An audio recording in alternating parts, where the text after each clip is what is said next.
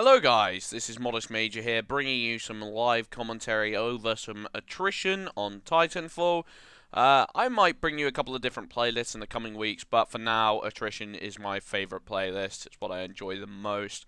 I'll go over a couple of the other playlists whilst we're waiting for the game to start and my thoughts and opinions of them. So, Hardpoint, the reason I really haven't been playing that too much is because I just think that it kind of limits your movement quite a bit when you're capturing hardpoint. I really wish they were a little bit more adventurous in terms of coming up with a game type that encouraged you to move and be more dynamic with your gunplay, your movement, and your Titan play. But instead, hardpoint is kind of like, you just camp at the objective. It's extremely similar to domination, and it's a little bit run-of-the-mill. CTF, at least you get to keep your movement options, and that kind of extends the play a lot in terms of, going for these really fast flag routes, and you can play extremely, fast-paced, aggressive, and you can also use the abilities in quite interesting ways, like invis, staying off the map for a little while, and juiced and getting from A to B as quick as you can. That kind of interests me a little bit more, but it's weird, in Call of Duty games I've never really liked CTF, because I feel like there's always got to be one player who has to throw himself at the enemy and get himself killed, because, I don't know, when you go into the enemy flag spawn in a Call of Duty-esque game with this low level of health, there's going to be players who play defensively to try and get that one easy kill. What I've noticed in CTF is people planting down satchel charges on the flag itself, and then when I go to pick it up, I explode, and that just kind of frustrates me. One thing I really can't stand in games is campy gameplay, and as I've gone over in previous videos, one of the things that's good about Titanfall is that you have to go out to acquire your points towards your Titan, and that makes your Titan tick faster. That's why I really enjoy attrition.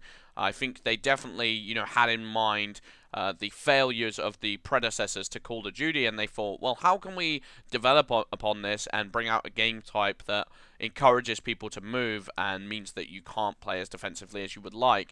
And there's definitely going to be ways that people set up so that they don't have to play aggressive. I'm starting to see it a little bit already with like teams of 5 who play super defensively on roofs, and they just spawn camp and watch spawns, and that can kind of negate things because it means that if they have a player on their team each watching a spawn and calling stuff out as it's coming to them, it doesn't really matter what the enemy team's doing as long as they stop them before they get anywhere.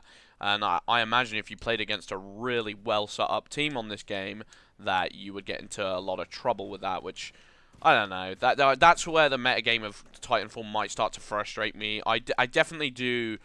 I do think about the longevity of this game quite a bit, especially as I've probably played more than the average player, so I feel like I have a greater understanding of where this game might be in a couple of weeks. And really, I'm Gen 5 right now. I'm doing the Gen Challenges. Gen Challenges are definitely one of the things keeping this game more fresh, even though they can be extremely frustrating.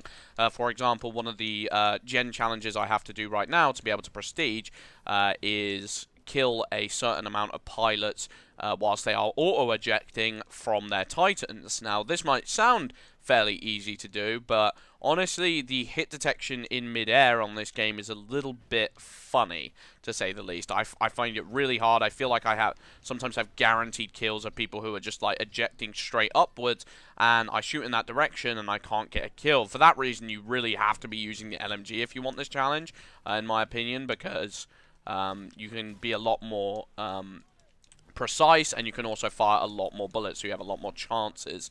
But in general, if you were trying to do it with the 50mm cannon, or sorry, the 30mm cannon, for example, I just feel like that would be near impossible.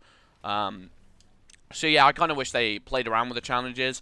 In the game Plants vs Zombies, I reference this quite a lot in my videos, which means I might actually do a video on that game, because it was actually an extremely enjoyable game. One of the interesting things they did is you could get cards to skip challenges. They had challenges to rank up in that game, similar to Titanfall, but you could get cards that meant that you could skip a challenge you really didn't like, and that was super awesome, because there would be stuff that just didn't fit your playstyle. As you can see, I'm using Nuclear Eject. I'll see if I can get a kill. Just hit markers, unfortunately.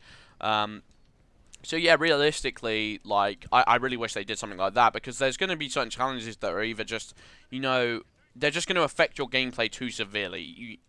Especially the killing pilots out of Titans, I'm going to have to concentrate and go for that. And that's not necessarily as fun. You want something you can do on the fly that still feels rewarding to an extent, and it's not exactly easy to get, but it doesn't also slow down your gameplay and mean that you have to set up for situations in a very specific way. That's not exactly the most enjoyable thing, in my opinion. You want stuff that's a mild challenge to you, and maybe you have to go off the beaten path or adapt a certain way, but you also don't want it to mean that your gameplay becomes defensive or slow, or you're just, you don't feel like you can enjoy the game because it's overbearing on your mind because you have to go for it.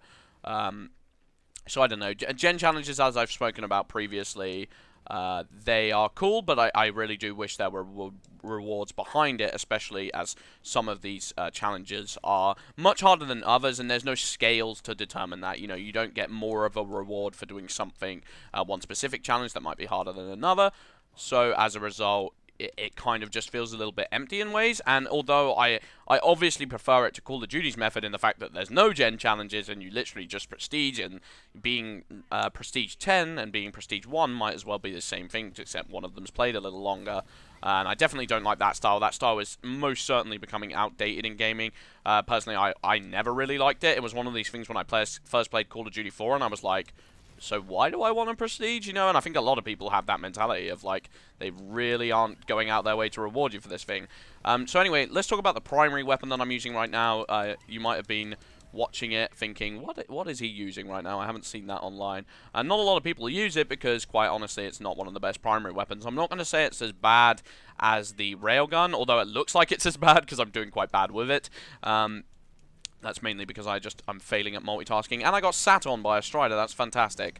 So the arc cannon, it's kind of an interesting weapon. I really like the design of it, and the fact that it kind of chains lightning bolts. So if you were to attack pilots or grunts on the floor, it's a pretty good grunt farming tool because you hit one grunt and it connects all between them. I think the Spectres, it even connects a little bit more. It's pretty effective against the Spectre. One thing I noticed about this weapon, actually, is there was a pilot in front of one of my friends. There was a pilot rodeoing one of my friends, and I wanted to get him off, so I shoot the arc cannon, and I completely missed the pilot, but I believe it conducted through the Titan and hit him off anyway, which I thought was a really cool idea. I love the idea.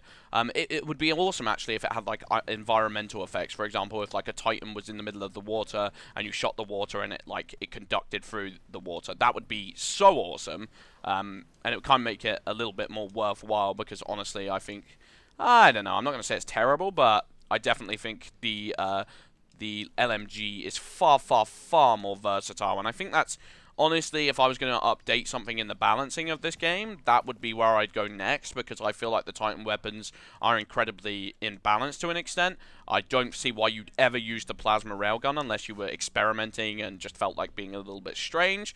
And that's not cool. Like, you want to feel like you're not being punished for mixing and matching weapons.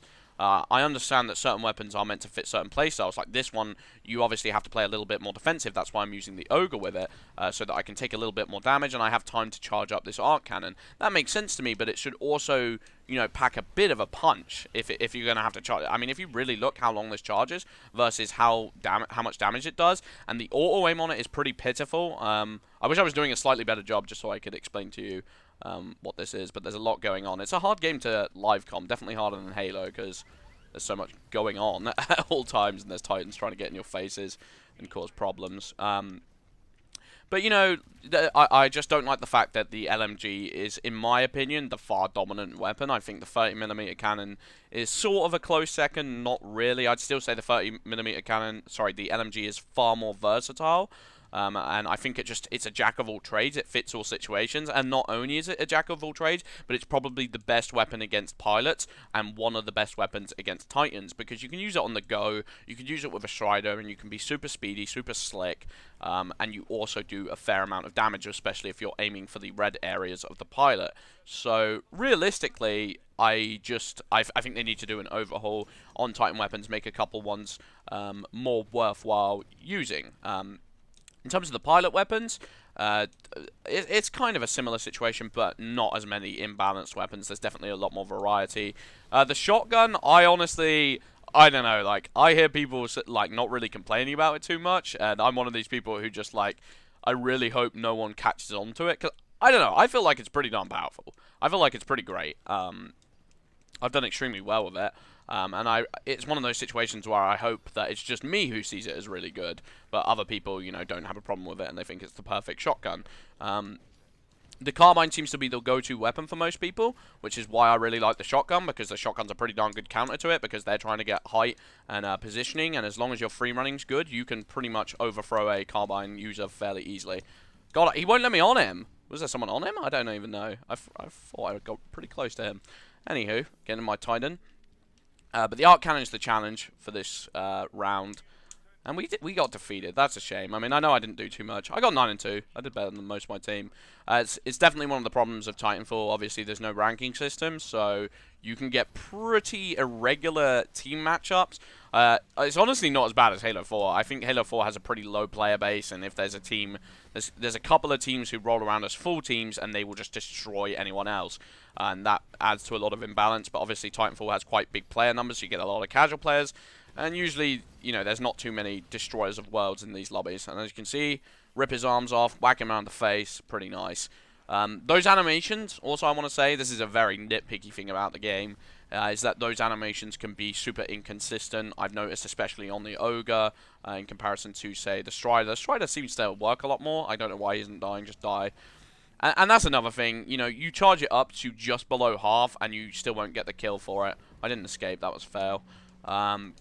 So the arc cannon's pretty darn bad against pilots, and I'd say pretty darn bad against Titans. So I just don't get it. And I think the real problem in why they're bad is they're meant to be like anti-air weapons almost. They're meant to be really good against pilots in midair. They showed a lot of that off in the trailer with the plasma railgun. But unfortunately, I think when they must have tested this game, I don't know if they tested it on LAN, and then when it came out on dedicated servers, the netcode went a little bit weird. But in terms of shooting people out of air, those hitboxes are tiny. They are near impossible to hit. And, this gen challenge, I've got to hit 50 pilots out of air. I don't know if I'm ever going to do it. Look, I've hit 0. I'm level 42. Someone was sending me a message the other day saying, how many pilot kills are you on? Because I'm on 0. Just someone randomly in the lobby. And I was like, yep, 0 as well.